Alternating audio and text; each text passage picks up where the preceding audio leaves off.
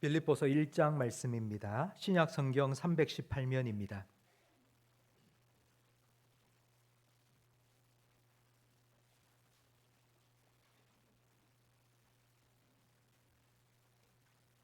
빌립보서 1장 27절 한 절 말씀이니 다 한 목소리로 함께 읽겠습니다. 오직 너희는 그리스도의 복음에 합당하게 생활하라. 아멘. 오늘날 기독교 신앙은 강력한 도전을 받고 있습니다. 무신론이라는 도전입니다. 그 무신론이라는 도전을 앞장서서 이끌어가고 있는 사람 중에 한 사람이 바로 리처드 도킨스라는 사람입니다.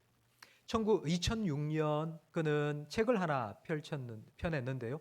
그 책의 제목이 만들어진 신입니다. 영어로 하면 The God Delusion인데요. 영어를 직역한다면 하나님이라는 망상, 하나님은 실제가 아니고 사람이 만들어낸 허상이라는 의미입니다. 이 도킨스가 하나님은 없다는 결론을 내린 두 가지 이유가 있습니다. 첫 번째는 바로 성경인데요. 자기는 성경을 읽어보니 성경에는 하나님이 있다는 증명이 하나도 나오지 않고 무조건 믿으라고만 한다는 것입니다. 그래서 자기는 성경을 읽으면 읽을수록 하나님이 없다는 결론에 도달하게 되었다고 말합니다. 이 첫 번째 이유, 충분히 우리는 반박할 수 있습니다. 이 도킨스는 원래 진화생물론자였습니다. 그래서 진화론이라는 자기의 관점을 가지고 성경을 봤습니다. 이 관점이라는 건 안경과 같습니다. 빨간 안경을 끼면 빨갛게 보이고 까만 안경을 끼면 까맣게 보입니다. 그러니까 진화론이라는 안경을 쓰고 성경을 보니 전부 믿을 게 하나도 없습니다. 그러니까 처음부터 성경을 읽으면서 성경은 거짓이고 과학적으로 증명할 수 없고 하나님은 없다는 결론을 내기 위해서 성경을 본 것입니다. 이 책이 발간되고 얼마 되지 않아서 영국의 비교 종교학자인 캐런 암스트롱, 이 사람은 기독교인은 아닙니다. 만들어진 신이라는 책을 반박했는데요. 이렇게 반박했습니다. 그냥 한 과학자가 자기의 얄팍한 지식 수준으로 성경을 비판한 정도의 책이다. 그러니까 아주 얄팍한 지식 수준에 지나지 않는 책이다라고 비평을 했습니다. 근데 이 책이 두께가 한 600페이지 정도 됩니다. 아주 두꺼운 책인데 놀라운 건 우리나라에서만 16만 부가 팔렸습니다. 16만 부가 팔렸습니다. 엄청난 양이 팔린 겁니다. 왜 우리나라에서 많은 사람들이 아주 이 책을 읽으면서 격한 공감을 하면서 서로 소개해 주면서 읽었을까요? 그 이유는 두 번째 이유 때문입니다. 이 도킨스가 신이 없다, 하나님은 없다고 말한 첫 번째 이유는 우리가 충분히 반박할 수 있고요. 두 번째 이유는 하나님을 믿고 사는 사람들의 모습을 보면 볼수록 하나님이 없다는 게 증명된다고 말한 것입니다. 그러면서 역사적으로 기독교인들이 어떤 죄를 지었는지, 예수 믿는 사람들이 정치, 경제, 문화 속에서 얼마나 나쁜 짓을 많이 했는지를 하나하나 찾아서 열거하기 시작했고, 기독교 국가, 그러니까 기독교를 믿는 나라들이 얼마나 역사 속에 만행을 저질렀는지를 하나하나 파헤치면서 결국 이들을 보면 이런 하나님은, 그들이 믿는 하나님, 그들이 말하는 하나님은 없다고 책을 써낸 것입니다. 저는 이 책을 읽지는 않았습니다. 워낙 두껍기도 하고.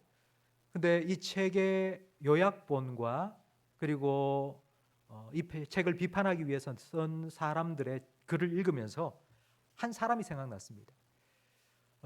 비폭력 저항 운동으로 인도를 독립으로 이끈 간디입니다. 간디가 이런 말을 했습니다. 나는 예수는 좋아한다. 그러나 예수 믿는 사람은 싫어한다. 그들은 예수를 믿으면서도 예수를 닮지 않았기 때문이다 라고 말했습니다. 무신론이라는 강력한 도전에 직면한 지금 이때에 그 어느 때보다도 복음에 합당하게 생활하라는 오늘 우리가 함께 읽은 이 말씀은 중요하고 필요합니다. 복음에 합당하게 살기 위해서는 먼저 복음이 무엇인지 알아야 합니다. 우리가 복음에 합당하게 살지 못하는 이유는 두 가지겠죠. 하나는 복음을 알지 못해서, 두 번째는 복음이 무엇인지 제대로 이해하지 못하고 오해하기 때문입니다. 성도 여러분, 만약 여러분의 아들이 엄마, 복음이 뭐야? 라고 묻는다면 무엇이라고 대답해 주시겠습니까? 여러분의 손녀가 할아버지, 복음이 뭐예요? 라고 물을 때에 뭐라고 대답해 주시겠습니까? 그런 질문에 여러분은 복음이란 이런 거란다 라고 설명해 줄 수 있을 정도로 복음을 알고 계십니까? 로마서 1장 16절에 복음이 무엇인지를 이렇게 말씀하고 있는데요. 함께 읽겠습니다. 내가 복음을 부끄러워하지 아니하노니 이 복음은 모든 믿는 자에게 구원을 주시는 하나님의 능력이 됨이라. 먼저는 유대인에게요, 그리고 헬라인에게로다. 하나님이 우리를 구원해 주시는 능력, 바로 그 하나님의 능력이 복음이라고 말합니다. 네가 열심히 애쓰고 노력해서 구원을 받아라, 이건 복음이 아니고요, 하나님께서 우리를 구원해 주신다, 이게 복음입니다. 이게 복된 소식이고 우리에겐 기쁜 소식입니다. 그러면 복음이란 하나님이 주시는 구원인데 구원은 무엇입니까? 구원은 죄 사함을 받고 천국 간다라고 아마 알고 계실 겁니다. 그러면 성경이 말하는 천국이란 과연 어떤 곳일까요? 성경이 말하는 천국은 보시기에 심히 좋았더라 하신 에덴이 다시 회복되는 것입니다. 요한계시록에 나오는 천국의 모습 보면요, 에덴 동산의 모습과 아주 비슷합니다. 우리는 에덴을 잃어버렸습니다. 하나님의 말씀에 불순종하는 죄를 지음으로 사람들은 에덴을 잃어버리게 되었습니다. 아담이 에덴 동산 중앙에 있는 선악을 알게 하는 나무의 열매, 하나님께서 분명히 먹지 말라 했는데 그 나무 앞에 딱 서 있을 때에 뱀이 와서 유혹했습니다. 야, 먹어봐. 너 안 죽어. 괜찮아. 너 이거 먹으면 너도 하나님처럼 될 거야. 사단이 하는 일은 하나님 대신 자기를 섬기라고 하는 것이 아닙니다. 사단이 하는 일은 하나님 대신 자기 자신을 하나님으로 섬기고 살라는 것입니다. 하나님의 명령에 불순종한 것이 죄라고 우리는 생각하고 있지만 사실은 더 깊은 의미가 있습니다. 하나님은 필요 없고 내가 하나님이 되어서 내가 이제 내 모든 것을 결정하고 그리고 내 모든 것을 책임지며 살겠다는 것이 죄입니다. 이렇게 하나님을 떠나고 에덴을 떠난 사람은 집을 떠난 탕자와 같은 처지가 되었습니다. 아버지 집에서 가지고 나온 돈이 다 탕진되고 나자 이제 굶어 죽게 된 것입니다. 그때 이렇게 생각했죠. 아버지 집에는 품꾼도 풍족하게 배부르게 먹고 사는데 나는 여기서 굶어 죽는구나 생각하고 아버지 집으로 돌아가려고 하니 벼룩이도 낯짝이 있지, 아버지 재산 뚝 잘라 나왔는 거 다 탕진하고 뭐라고 하겠습니까? 그러니 내가 아버지 집에 가서 아들이 아니라 내가 품꾼으로 살아야 되겠다, 아버지 재산에 조금이라도 보탬이 돼야 되겠다 하고 돌아온 것입니다. 돌아온 탕자를 맞이한 아버지는 그래, 네가 어떻게 하는지 한번 두고 보자, 그리고 난 후에 내가 네를 아들로 받아줄지 아닐지를 결정하겠다고 하지 않으셨습니다. 아들이 돌아오자 동네 사람들을 다 불러 모아 잔치를 벌이고 모든 사람이 보는 앞에서 죽었던 내 아들이 돌아왔다고 아버지 얼굴에 먹칠을 하고 아버지 재산을 반토막 낸 그 아들을 다시 자기 아들로 용서하고 받아주었습니다. 구원이 이것입니다. 구원은 다시 집으로 돌아오는 것입니다. 에덴이 회복되고 아들로 회복되는 것입니다. 그런데 우리는 여기서 끝냅니다. 복음은 우리가 예수님 믿고 구원받아 천국 가고 하나님 자녀가 된 것으로 끝이라고 생각을 합니다. 반쪽짜리 복음일 뿐입니다. 그 이후에 과연 이 아들은 어떻게 살았을까요? 집에 돌아온 이 아들은 어떻게 살았을까요?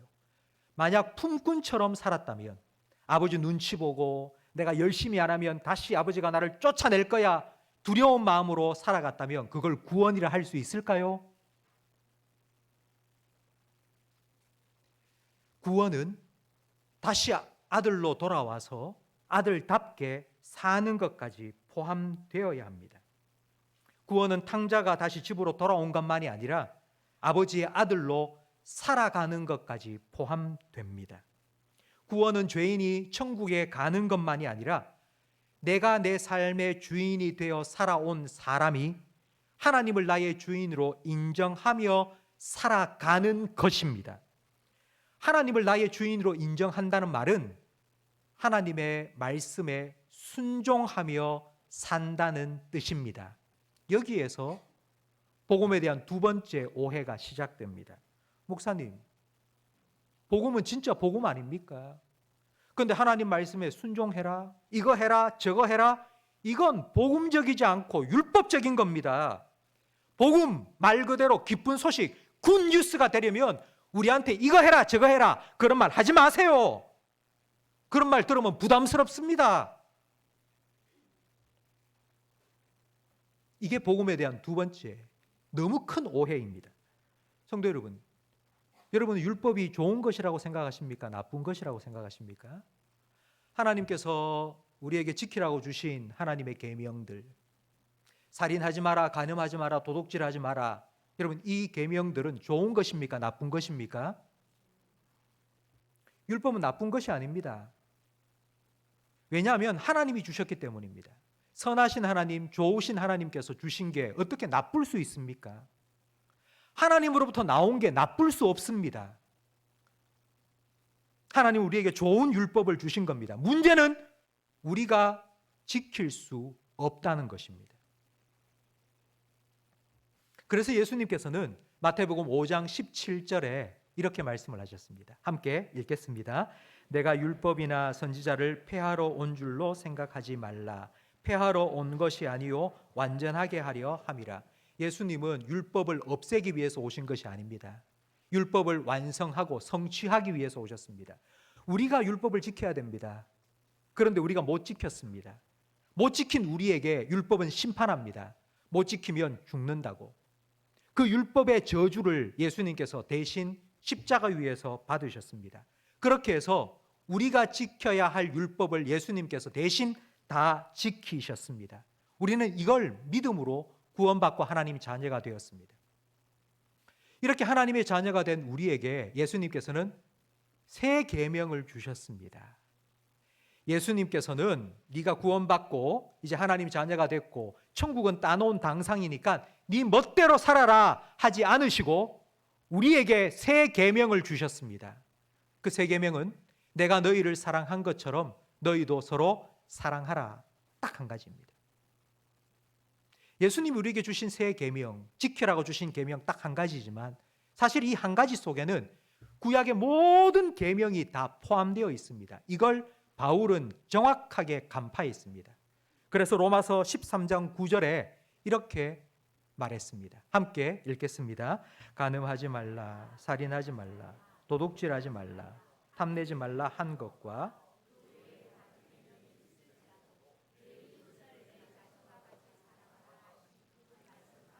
다 들었느니라. 이웃을 사랑한다면 어떻게 이웃을 살인할 수 있겠습니까? 이웃을 사랑한다면 어떻게 남의 아내와 간음할 수 있겠습니까? 이웃을 사랑한다면 어떻게 남의 물건을 빼앗을 수 있겠습니까? 사랑하라 하신 예수님의 새 계명 안에는 하나님 주신 모든 계명이 다 들어 있습니다. 성도 여러분, 우리가 구원받은 하나님의 백성이 되니 예수님께서는 그런 하나님 백성으로서 우리가 지켜야 할 계명을 주신 겁니다. 내가 너희를 사랑한 것처럼 너희도 서로 사랑해라. 그런데 우리는 이 계명을 지키지 못할 때가 있습니다. 남편을 사랑하지 못하고 미워할 때도 있고요. 자식을 사랑하지 못하고 자식에게 막 모진 말을 할 때도 있고요. 부모님을 사랑하지 못하고 부모님에게 불효할 때도 있습니다. 우리가 이렇게 실패해도 예수님께서는 내가 너희를 사랑한 것 같이 변함없이 끊임없이 우리를 사랑해 주시겠다고 약속하신 거예요. 네가 그 사랑에 실패했다 할지라도 낙심하지 말고 다시 내가 너를 사랑해 준다는 것을 네가 기억하고 그 사랑으로 너 다시 사랑해봐라. 다시 시도해봐라. 다시 사랑해라. 우리에게 이 새 계명을 주신 것입니다. 성도 여러분, 바로 이 구원과 순종, 하나님 백성이 되고 하나님 백성답게 계명을 지키며 살아가는 이 순종, 이게 온전한 복음입니다. 이게 복음의 순서입니다. 출애굽을 생각해 보십시오. 하나님께서 애굽에 종살이하던 이스라엘 백성에게 모세를 보내시면서 모세의 손에 율법을 들려 보내지 않으셨습니다. 이스라엘 백성들아, 이 율법을 잘 지키면 내가 너희를 구원해 주겠다 말씀하지 않으셨습니다. 이스라엘 백성은 계속해서 원망하고 불평했지만 하나님께서는 그들을 출애굽시키신 후에 그들에게 하나님 백성답게 살 수 있는 율법을 주셨습니다. 바울이 교회들에 써보낸 편지도 마찬가지입니다. 바울이 써보낸 편지를 읽어보면 바로 이 순서로 기록되어 있습니다. 앞에는 복음이 설명되어 있습니다. 하나님은 이런 분이시고 하나님은 이렇게 하셨고 예수님은 우리를 위해서 십자가에 죽으셨고 예수님은 우리의 구원이 되신다고. 그리고 난 다음 그러므로 너희는 하나님을 예배하며 살고 그러므로 너희는 복음에 합당한 삶을 살아라. 예수님께서 이렇게 하셨으니 그러므로 우리는 이렇게 살아야 된다 기록하고 있습니다. 우리 다다음 주에 세례식을 하는데요, 세례를 받으실 분들하고 지난주까지 세례 교육을 했습니다. 세례 교육은 총 3과로 이루어져 있습니다. 첫째 과는 믿음이란 무엇인가, 믿어야지 세례를 받을 수 있으니까요. 두 번째는 세례란 무엇인가, 물속에 푹 잠겼다가 다시 나오는 것처럼 죽었다가 다시 살아나는 것이 세례이고요. 그리고 세 번째는 세례를 받고 난 이후에 어떻게 살아야 하는지를 배웁니다. 이 순서가 바뀌면 안 됩니다. 교회에 나와서 예배드리고 성경 읽고 기도하며 살아야지 네가 세례를 받는 게 아니고요. 내가 죽었다가 다시 살아났기 때문에, 하나님의 자녀로 다시 살아났기 때문에 우리가 하나님을 믿는 사람답게 살아갈 수 있다고 가르칩니다. 이 순서가 뒤바뀌면 안 됩니다. 우리가 이렇게 살아야지 하나님께서 우리에게 이렇게 해주신다, 이건 복음이 아닙니다. 너희가 서로 사랑해야지 나도 너희를 사랑하겠다, 예수님은 이렇게 말씀하지 않으셨습니다. 열심히 공부해야지 대학 입학하고 열심히 일해야지 성공한다, 세상에서 늘 듣는 말입니다. 세상에서도 늘 그런 말을 듣는데 교회까지 와서 이런 말을 들으면 교회 올 이유가 없겠죠. 하나님께서 우리를 위해 이렇게 해주셨으니 이제 우리는 이렇게 살아갈 수 있다는 것이 복음입니다. 노예를 백성으로 삼아 주셨기 때문에 백성으로 살아갈 수 있고요, 탕자를 아들로 받아 주었기 때문에 아들답게 살아갈 수 있습니다. 아들답게 산다는 것이 무엇인지를 우리에게 보여주시기 위해서 예수님을 보내주셨습니다. 그리고 성령님을 통해서 예수님이 하신 말씀을 기억나게 해주시고 그 말씀을 따라 살아갈 수 있도록 도와주십니다. 이렇게 예수님을 따라가며 예수님을 닮아가고 예수님 말씀에 순종하며 살아가다 보면 우리도 예수님처럼 하나님을 기쁘시게 하는 아들, 딸이 된다는 것이 복음입니다. 복음을 믿는다는 건 죽어서 천국 간다는 것만 믿는 것이 아니고, 예수님을 믿는 그 순간 내 삶의 주인이 내가 아니라 하나님이 되셔서, 하나님이 나의 주인이 되셔서 내 삶을 보호하시고 인도하신다는 것을 믿고 그 하나님께 내 삶을 맡기며 살아간다는 것입니다. 로마서 1장 16절 말씀에 복음은 모든 믿는 자에게 구원을 주시는 하나님의 능력이라고 말씀합니다. 우리는 바로 그 하나님의 능력으로 구원을 받았고요, 바로 그 능력을 힘입어 하나님 백성답게 살아갈 수 있습니다. 이게 복음입니다. 이게 복음에 합당한 삶입니다. 합당이라는 말은 헬라어로 악시오스입니다. 이 악시오스라는 말의 원래 의미는 무엇인가 하면요, 저울이 있습니다. 소고기를 사러 갔는데 소고기 1kg를 살기 위해서 옛날에는 이런 천칭을 사용했습니다. 1kg짜리 저울을 딱 올려놓으면 이렇게 기웁니다. 그러면 소고기를 잘라서 1kg를 딱 맞추면 딱 균형을 이룹니다. 이게 합당입니다. 복음을 올려놓으니까 복음이 확 기울었습니다. 거기에 내 삶을 올려놓으니 딱 일치되고 균형을 이루었습니다. 이게 복음에 합당한 삶입니다. 예수님께서는 우리가 그렇게 복음에 합당한, 복음에 일치한 예수님을 닮아가는 사람으로 살아갈 수 있도록 우리의 주가 되어 주셔서 우리를 지금도 말씀으로, 성령으로 인도해 주십니다. 이게 복음입니다. 이걸 제가 좀 더 여러분에게 와닿도록 비유를 들어서 설명을 하겠습니다. 아빠와 어린 아들이 자전거를 타러 갔습니다. 아빠는 큰 자전거를 타고요. 그리고 아들은 세발 자전거를 이제 타고 나왔습니다. 아빠는 막 가니까 아들이 아빠 같이 가, 아빠 같이 가. 세발자전거 아무리 빨리 밟아도 안 나가는 거예요. 그래서 아빠가 한 가지 생각을 했습니다. 그래, 내 자전거에 줄을 꽉 묶고 우리 아들 자전거에도 줄로 꽉 묶어서 내가 타고 가면 아들아 이제 아빠 따라오면 돼. 줄로 꽁꽁 묶어서 아빠가 자전거를 신나게 밟고 가면요, 아들은 자기가 그럴 능력이 없어요. 그만큼 빨리 달릴 힘이 없어요. 그런데도 줄로 묶여있기 때문에, 믿음의 줄로 묶여있기 때문에 아빠가 가는 대로 아들도 따라가는 거예요. 아빠가 달려가는 속도에 따라서 아들도 똑같이 갈 수 있는 거예요. 여러분, 이게 복음입니다. 하나님께서 우리를 하나님의 자녀로 삼기 위해서 예수님 보내어 주시고요. 그 예수님 우리의 주님으로 삼게 하시고요. 그 주님을 따라서 우리가 살아가면서 조금씩 예수님을 알아가고 닮아가면서 변화되어는 삶을 살아갈 수 있도록 하신다는 것. 이게 복음입니다.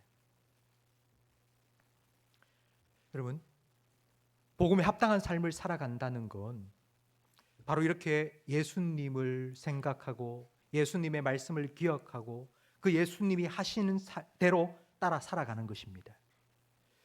그럼 목사님, 좀 더 구체적으로 말씀해 주세요. 복음에 합당하게 생활한다는 것이 과연 무엇입니까? 여러분이 저한테 찾아와서 물으신다면 저는 여러분에게 구체적으로 대답해 줄 수가 없습니다. 제가 살아가는 제 삶의 방식과 여러분의 삶의 정황은 다 다릅니다. 여러분이 살아가는 그 삶의 복음에 합당하게 산다는 것, 제가 지금 목사로 살면서 제가 이렇게 사세요, 저렇게 사세요 얘기하면 아마 여러분은 난 너무 힘들 것 같은데, 난 못할 것 같은데 아마 이렇게 처음부터 생각을 하고 아예 포기를 할 수도 있을 겁니다. 그래서 여러분은 예수님께 물어보세요. 혹시 내가 지금 이 순간에 내가 복음에 합당한 삶을 산다는 게 어떤 것인지 궁금해지면 성경을 읽어보세요. 예수님은 뭐라고 말씀하셨는지, 예수님은 어떻게 사셨는지, 예수님은 어떻게 행동하셨는지, 예수님은 사람을 어떻게 대하셨는지, 예수님은 이런 순간에 뭐라고 말씀하셨는지 여러분 성경을 읽어보시고 그 예수님의 말씀에 여러분 순종하세요. 제가 설교를 준비하면서 제 아내와 많은 이야기를 나눕니다. 제 아내에게 이렇게 물었습니다. 왜 성도들은 순종에 대해서 거부감을 가질까? 그냥 예수님 믿고 천국 간다는 이 말에는 전부 아멘 하는데, 그러면 예수님 믿고 하나님 백성이 되고 하나님 자녀가 되었으니 하나님의 아들답게 하나님 아버지의 말씀에 순종하며 살아라, 이런 말에는 왜 성도들은 자꾸 거부감을 가질까? 물었더니 아내가 이렇게 얘기하는 거예요. 이때까지 교회에서 순종해라 한 것이 주님의 말씀, 하나님의 말씀이 아니라 사람의 말이었기 때문이 아닐까? 내 말에 순종하라고, 내가 시키는 대로 하라고, 이런 말을 계속 들어왔는데, 들으면서 저건 아닌 것 같은데 라고 생각하는 사람들이 점점 많아지면서 순종해라 라는 이 말에 성도들이 거부감을 가진 것이 아닌가라고 말을 하더라고요. 저는 그 말을 들으면서 제 자신을 돌아보았습니다. 성도 여러분, 제가 여러분에게 이게 하나님 말씀이고 이 말씀대로 살아가세요, 이 말씀에 순종하세요 라고 하는 제가 하는 설교에 혹시 여러분이 들으면서 그거 아닌 것 같은데 라고 생각되시면 저한테 찾아와서 따지세요. 그건 인간의 말 같고 당신 말 같다고, 그러나 그게 진짜 하나님의 말씀이고 하나님이 원하시는 것이라고 여러분이 생각되신다면 거기에 순종하며 사세요. 그러면 여러분의 삶에 그 말씀에 약속된 하나님의 복이 임할 줄로 믿습니다. 이게 복음입니다. 우리가 변화되면 우리를 통해서 우리의 가정과 그리고 우리의 옆에 사는 함께 살아가는 사람들의 변화도 일어나게 됩니다. 앞에서 제가 리처드 도킨스의 이야기를 해드렸습니다. 그는 하나님을 믿는 사람들이 살아가는 모습을 보니 하나님이 없는 게 분명하다고 신랄하게 기독교를 비판했습니다. 그런데 이 도킨스가 최근 들어서 그의 입장을 조금 바꾸었습니다. 올해 3월 달 영국 LBC라는 라디오 방송국에서 그가 인터뷰를 했습니다. 그러면서 이렇게 말했습니다. 나는 내가 이 영국이라는 나라에서 태어나서 자라고 살아가는 것을 너무 감사하게 생각한다. 왜냐하면 영국은 기독교 배경에서 기독교적인 가치관을 둔 사회이기 때문이다. 기독교적인 가치를 가진 사람들과 함께 살아가는 것이 자기에게 너무나도 큰 행운이다라고 말한 거예요. 여러분, 이 말의 의미가 무엇이냐면요, 내가 이슬람 국가에 태어나지 않은 게 너무 감사하다는 말이에요. 내가 불교 국가에 태어나지 않은 게 너무 감사하다는 거예요. 내가 공산 국가에 태어나지 않은 게 나에게 너무 큰 행운이라는 거예요. 기독교적인 사고를 가지고 살아가는 사람들과 함께 사는 게 자기는 너무 큰 행운이라는 거예요. 이런 말을 하자 우리 교회의 많은 목사님들이 이 리처드 도킨스를 이렇게 비판했습니다. 저놈은 하나님을 믿지도 않고 기독교의 그 찬란한 유산, 그 열매만 똑똑 따먹는 이기적인 인간이다. 이렇게 막 비판을 했거든요. 그런데 제가 신문에서 이 기사를 읽으면서 저에게는 오히려 소망이 생겼습니다. 하나님은 없다. 하나님은 없다고 강력하게 주장하던 사람이 기독교를 믿는 사람들이 살아가는 세상에 살고 있는 것이 내게 너무 감사하다고. 그 기독교의 열매가 이렇게 나에게 좋은 거라고 말하는 것을 들으면서 저는요, 그래, 하나님이 없다고 말하는 사람도 우리가 복음을 따라 살아가며 우리의 삶에 맺히는 그 복음의 열매, 예수님을 조금씩 조금씩 닮아가는 그 복음의 열매를 하나씩 하나씩 따먹으면서 저 사람을 보니까 하나님이 있을 수도 있겠네. 저 사람을 보니까 예수를 믿는 게 참 좋기도 하겠네. 라는 이런 가능성이 열린 것 같은 거예요.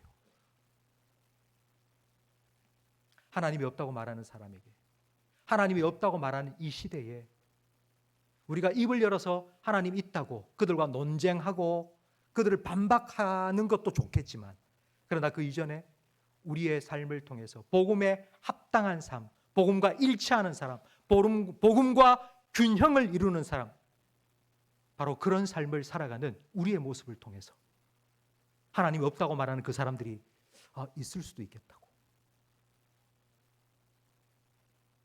예수님 믿는 게 참 좋은 것 같다고, 이런 기독교적인 분위기 안에 살아가는 것이 나에겐 정말 행운이라고.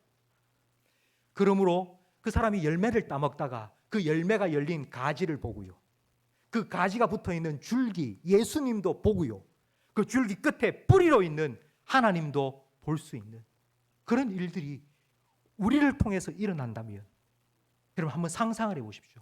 한번 꿈을 꿔보십시오. 그런 나의 삶을 통해서 이와 같은 변화가 일어난다는 것을 여러분 한번 생각해 보시기 바랍니다.